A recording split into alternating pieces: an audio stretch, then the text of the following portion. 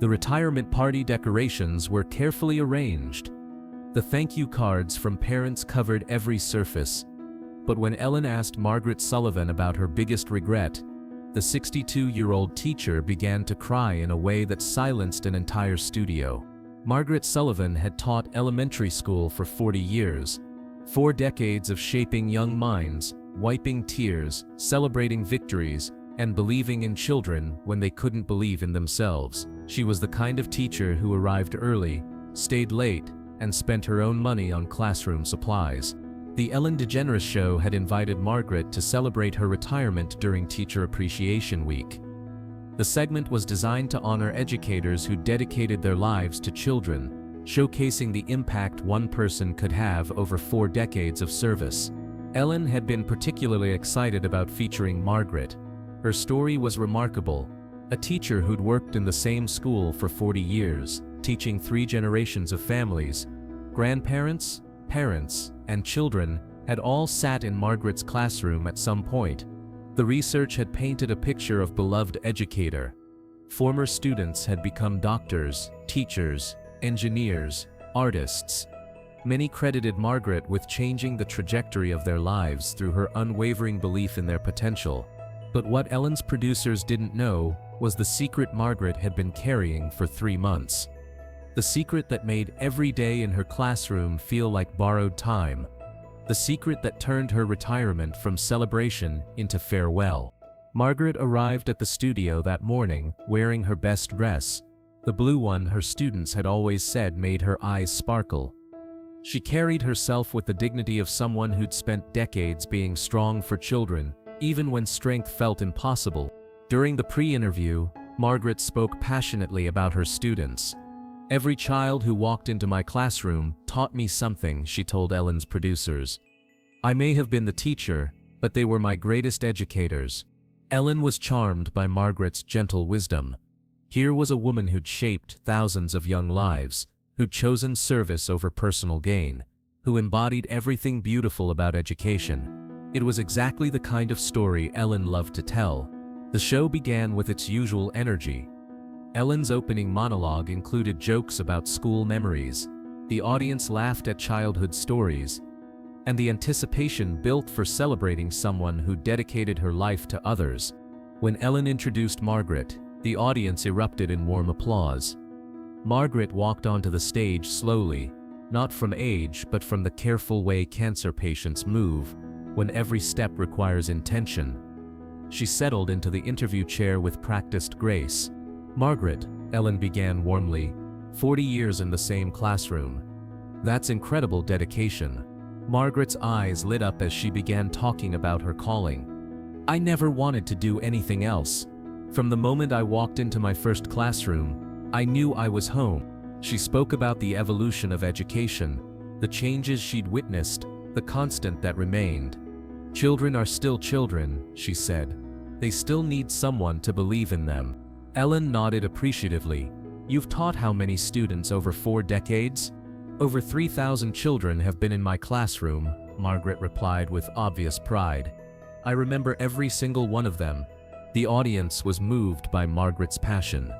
Ellen was beaming. This was the kind of educator who made the profession noble.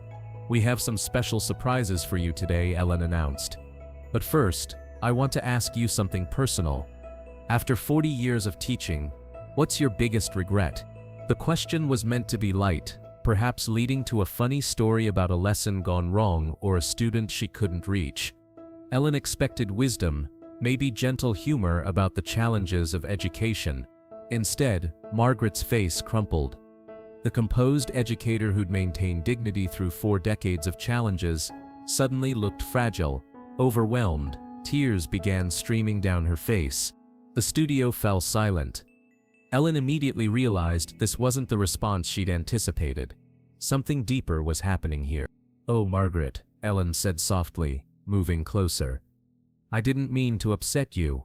Margaret tried to compose herself, wiping her eyes with the tissue Ellen offered.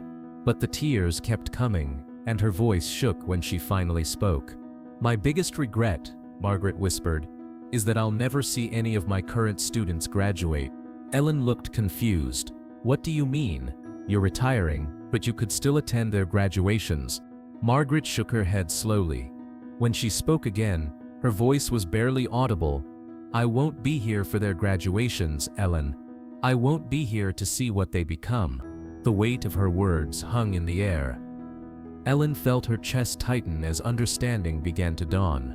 "Margaret," Ellen said gently, "what are you telling me?" "I have pancreatic cancer," Margaret said, her voice gaining strength from finally speaking the truth. "Stage 4. The doctors say I have maybe 3 months left." The studio gasped audibly. Ellen's eyes filled with tears. This wasn't the celebration of retirement they'd planned. This was a goodbye. "How long have you known?" Ellen asked. 3 months, Margaret replied. "I wanted to finish the school year. I couldn't leave my kids in the middle of everything." Ellen was speechless. Here was a woman facing her own mortality, who'd spent her final months ensuring her students' education wasn't disrupted. "Does your class know?" Ellen asked. "No," Margaret shook her head. "I told them I was retiring to travel, to spend time with family. I didn't want them to worry. They're only 8 and 9 years old." Ellen felt overwhelmed by Margaret's selflessness. Even in facing death, she was protecting children from pain. "But I lie awake at night," Margaret continued, "thinking about all the graduations I'll miss. All the weddings, the careers, the children they'll have. I won't see the people they become." Ellen reached for Margaret's hand. "But you've already seen who they are. You've helped shape who they'll become." "It doesn't feel like enough," Margaret whispered. 40 years of students, and I feel like I'm leaving the story unfinished." Ellen made a decision that went against television protocol. "Margaret, can I tell you something? You're wrong about leaving the story unfinished." Margaret looked up, confused. Ellen smiled through her tears. "Because we didn't just invite you here today, we invited your story too." She gestured toward the wings. "Margaret, we've been working for weeks to find former students of yours. We wanted to show you the impact you've had." "Ellen, what are you saying?" "I'm saying that your story isn't unfinished. It's being lived every day by the thousands of people you've taught." The first former student emerged from backstage. A young woman in medical scrubs. "Miss Sullivan," she said, walking onto the stage. "I'm Dr. Sarah Chen. You taught me in 2nd grade 20 years ago." Margaret's eyes widened in recognition. "Sarah? Little Sarah who was afraid to read aloud?" "The same one," Sarah smiled. "You stayed after school with me every day for months, helping me find my voice. I'm a pediatric surgeon now, because you taught me I was brave enough to help other children." Before Margaret could respond, another figure appeared. A man in military uniform. Miss Sullivan, Captain Michael Rodriguez. 3rd grade. Margaret brought her hands to her mouth. "Miguel, you wanted to be a pilot." "I am a pilot," he smiled.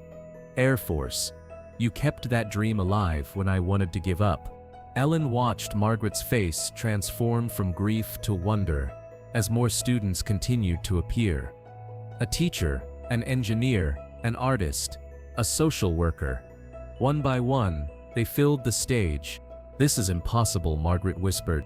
"We found over 60 of your former students," Ellen said. "They flew in from across the country. They all wanted to thank you." A woman stepped forward, clearly emotional. "Miss Sullivan, I'm Jennifer Walsh. You taught me in 1st grade in Jenny," Margaret breathed. "You struggled with reading." "I did, but you never gave up on me. You found books about horses because you noticed I loved them. You taught me that reading could take me anywhere." Jennifer paused, wiping her eyes. "I'm a children's librarian now. Every day, I help kids fall in love with reading the same way you helped me." Margaret was openly sobbing now, but these were different tears. These weren't tears of regret or fear. These were tears of recognition, of understanding that her life had mattered in ways she'd never imagined. A teenage boy stepped forward nervously. "Miss Sullivan, I'm David Chen, Sarah's son. My mom told me all about you." Margaret looked confused. "I don't understand." Sarah put her arm around her son. Mom always said she wanted to name her children after the teacher who changed her life. David's middle name is Margaret. The revelations continued. Former students who'd become teachers themselves, directly inspired by Margaret's example. A man who'd named his daughter Margaret in her honor. Children of former students who'd grown up hearing stories about the teacher who believed in their parents. Ellen could barely speak through her emotion. "Margaret, do you see what you've done? Your students didn't just learn from you, they became like you." One more figure emerged from backstage. A small, elderly woman with a walker. "Maggie? Maggie Sullivan?" Margaret gasped. "Mrs. Henderson, my kindergarten teacher?" "I'm 93 years old," Mrs. Henderson said, making her way slowly across the stage. "I came here to tell you something I should have told you years ago." She reached Margaret and took her hands. "You were the best student I ever taught. Not because you were the smartest, but because you had the biggest heart. When you told me you wanted to be a teacher, I knew education would be better because of you." Margaret collapsed into Ellen's arms, overwhelmed by the magnitude of love surrounding her. "I thought I was leaving too soon." "You're not leaving," Ellen said firmly. "You're living forever in every person you've touched." Ellen addressed the audience directly. "This is what a life well lived looks like. This is what happens when someone chooses to pour themselves into others." She turned back to Margaret. "Your biggest regret was that you wouldn't see your students graduate. But Margaret, look around you. You've already seen them graduate from your classroom into the world. You've seen them become doctors, teachers, parents, leaders." One of the former students stepped forward with a large photo album. "We put this together for you. Pictures from all of us. Our graduations, our weddings, our children, our careers. All the moments you thought you'd miss." Margaret opened the album with shaking hands. Page after page of life moments, each one labeled with how she'd influenced that achievement. "Thank you for believing in me. Thank you for not giving up. Thank you for changing my life." Ellen announced one final surprise. "Margaret, we've also established the Margaret Sullivan Education Foundation. Your former students have already raised enough money to provide school supplies for underprivileged children for the next 20 years. But there's more," Ellen continued. "We've arranged for you to video record personal messages for your current students. They'll receive them on their graduation days, so you'll still be there to celebrate with them." Margaret was beyond words, surrounded by decades of former students, holding an album of lives she'd touched, knowing her current students would still receive her love years from now. "I don't know what to say," she whispered. "You don't have to say anything," Ellen replied. "You've spent 40 years saying everything that needed to be said." The taping continued for 2 hours as former students shared story after story. Margaret learned about lives saved, dreams pursued, kindness passed forward, all traced back to moments in her classroom. Dr. Sarah Chen spoke about how Margaret's patience with her reading difficulties led her to develop patience with young patients.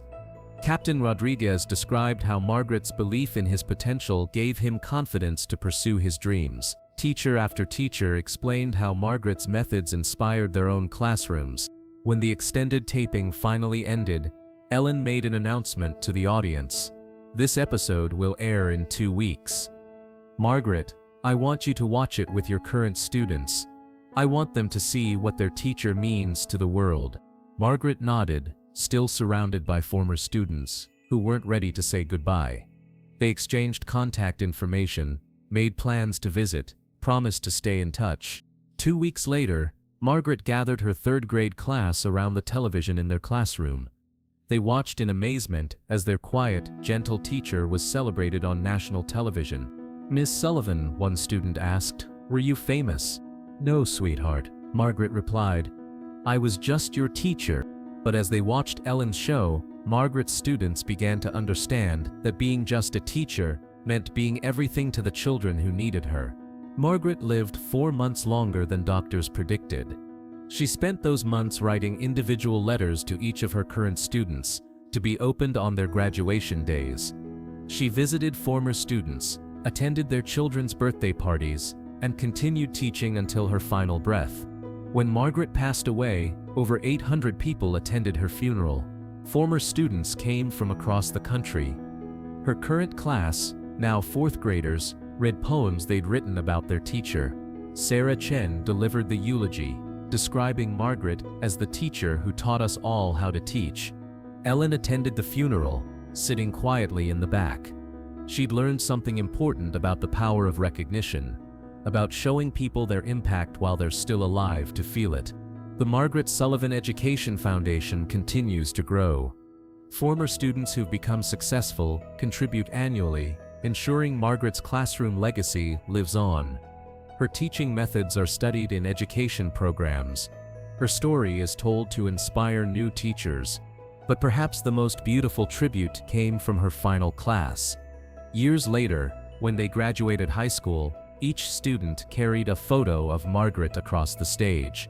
They'd kept their promise to take their teacher with them to graduation. Ellen kept a photo from that day on her desk. Margaret surrounded by former students, holding the album of lives she'd touched, realizing that a teacher's legacy isn't measured in years, but in the hearts that continue beating because of their influence. Because sometimes the most important episodes aren't about entertainment. Sometimes they're about showing someone that their life mattered, their work continues, and their love will never die. Margaret's biggest regret became her greatest joy when she realized that teachers never really retire. They just move from the classroom to the heart, where they continue teaching forever.